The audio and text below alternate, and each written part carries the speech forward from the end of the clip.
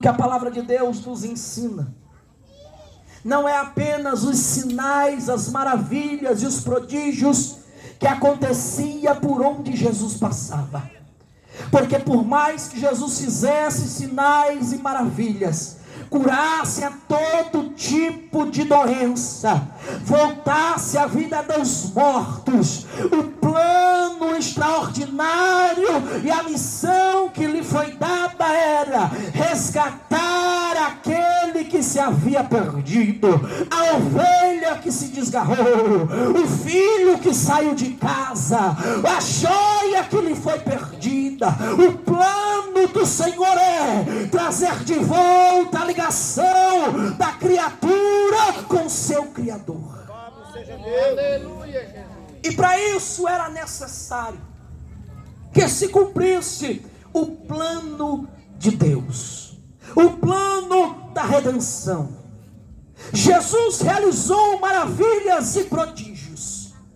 Não há nada que resista ao poder do Senhor. Não há nada que se compare ou que fique de pé diante da glória do Filho do Unigênito. Quando Ele se manifesta em glória, as doenças caem por terra, a enfermidade parte em retirada, os demônios vão embora, a autoridade do Senhor é estabelecida.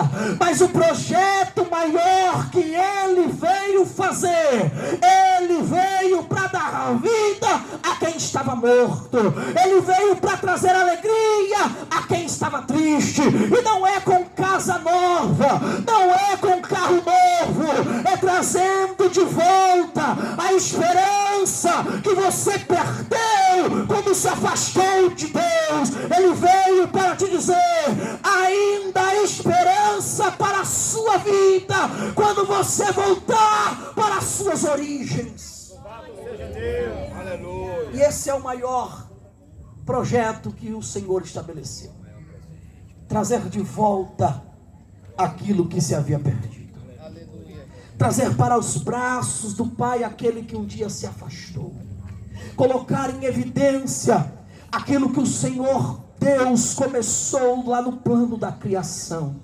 O Senhor Deus estabeleceu que o seu projeto era salvar. Quando nós olhamos para a Bíblia Sagrada, no Antigo Testamento, era necessário o sacrifício de um cordeiro para então cobrir o pecado daqueles que haviam transgredido as leis de Deus. E o Senhor Deus não mudou, não aboliu, pelo contrário, Ele fez cumprir toda a lei. E o Cordeiro de Deus que tira o pecado do mundo foi enviado para resgatar e salvar aquele que estava perdido. Aleluia. Louvado seja Deus. Quando João Batista, ele está no Jordão, batizando todos quantos dele se aproximavam. Enquanto ele proferia palavras duras, chamando as pessoas de víbora, chamando as pessoas de todo tipo de situação que é afastado da presença de Deus. No meio da multidão ele olha alguém diferente, e ele já não chama mais de víbora. Ele anuncia dizendo: eis o Cordeiro de Deus, que tira o pecado do mundo. Era Jesus que se aproximava do Jordão. O plano da redenção estava se concretizando. Era necessário que fosse levantado no madeiro. E o que eu acho interessante é que o mesmo Isaías que profetiza o nascimento de Jesus é o mesmo profeta que vai ver 700 anos antes do próprio Jesus colocar os pés sobre a terra. Ele vai ver todo o sofrimento, toda a dor, todo o perrengue que Jesus havia de padecer. A Bíblia Sagrada diz em Isaías capítulo de número 53 que ele não tinha formosura alguma. Todos olhavam para ele e não dava crédito e não dava valor. Ele foi transpassado pelas nossas iniquidades.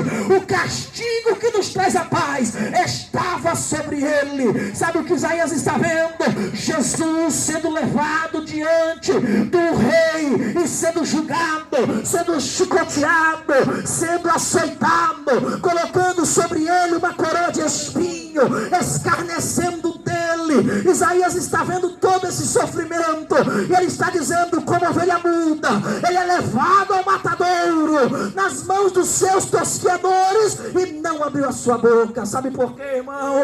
É porque o amor de Deus é revelado na pessoa de Jesus, quando nós não merecemos, mas nós somos necessitados de que alguém nos abrace de verdade, de alguém que nos coloque com a sua cabeça no seu ombro, de alguém que nos envolva com a sua glória. Este homem é Jesus. Aleluia. Ele padeceu as minhas dores, ele passou o que eu merecia passar, levou sobre ele as transgressões, estava sobre ele as minhas dores, os meus pecados.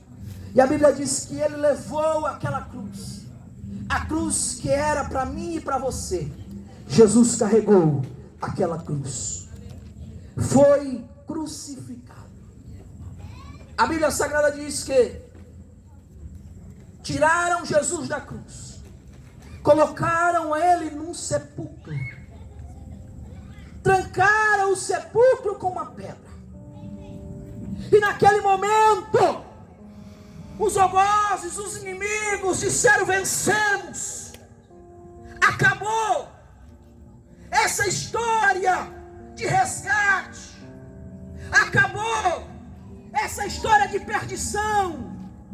Disseram: não dá mais. E foi-se o primeiro dia, foi-se o segundo dia. Mas a Bíblia faz questão de mencionar, Joel, que no terceiro dia a tumba está vazia. O mesmo Jesus que foi enviado dos céus para essa terra, que operou toda sorte de maravilhas e milagres, o mesmo Jesus que foi açoitado, chicoteado, cuspido, que foi escarnecido, abandonado, crucificado, o mesmo Jesus que foi sepultado, ele agora está vivo. Ele ressuscitou, ele se apresentou aos seus, determinou alguns planos, alguns projetos. Ide, preguem a palavra, anuncie a verdade. Oh glória, falem do meu amor, testifiquem da minha graça, anuncie que ainda há esperança. E a Bíblia diz que depois de aproximadamente 40 dias com eles, Jesus então é levado aos céus. E João faz questão de mencionar isso no Evangelho de João, capítulo 14. As palavras de Jesus é: não se turbe o vosso coração. Credes em Deus, credes também em mim, porque na casa de meu pai há muitas moradas, e se não fosse assim eu não vos teria dito. Eu vou preparar o lugar, para que onde eu estou, pastor, vocês estejam também.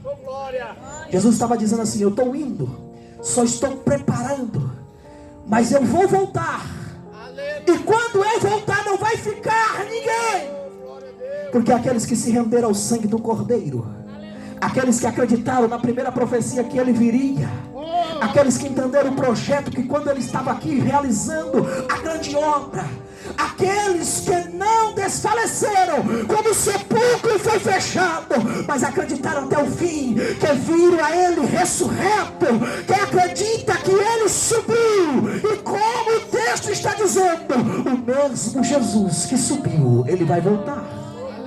Oh glória, ele vai voltar da mesma forma que ele foi, ele vai voltar. Aleluia. Apocalipse capítulo 1 verso 3 diz: bem-aventurado aqueles que leem, bem-aventurado aqueles que ouvem, bem-aventurado aqueles que guardam as palavras desta profecia, porque o fim está perto. Glória a Deus, aleluia. Não estamos aqui para tocar terror com ninguém. Não estamos aqui para dizer que o mundo vai se explodir e vai acabar ainda esta madrugada. Não. Mas estamos aqui para te dizer: você precisa de Jesus. Aleluia, glória a Deus. Sem Jesus não dá. Aleluia. Sem Jesus não dá. A prova disso é: tudo foi criado maravilhosamente. Mas quando o homem afastou-se de Deus, as coisas desandou. E foi necessário Jesus vir para consertar tudo, irmão Manuel. Glória a Deus. Foi necessário Jesus sair da sua glória. Aleluia. Abrir mão da glória. Habitar no meio de nós, homem como carne. Para provar à humanidade que quando está alinhado com Deus, o homem vence o pecado.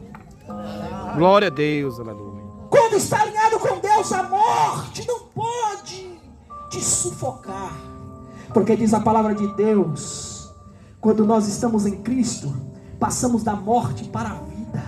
Sem Deus estamos mortos, porque o salário do pecado é a morte. Já há uma condenação eterna para aqueles que estão no pecado. O salário do pecado é a morte. Mas deixa eu te dar a melhor notícia que você vai ver esta noite: o dom gratuito de Deus é a vida eterna. E Ele nos deu a vida, uma vida abundante. E nós queremos que você desfrute desta noite da vida abundante em Cristo Jesus, o nosso Senhor. Glória.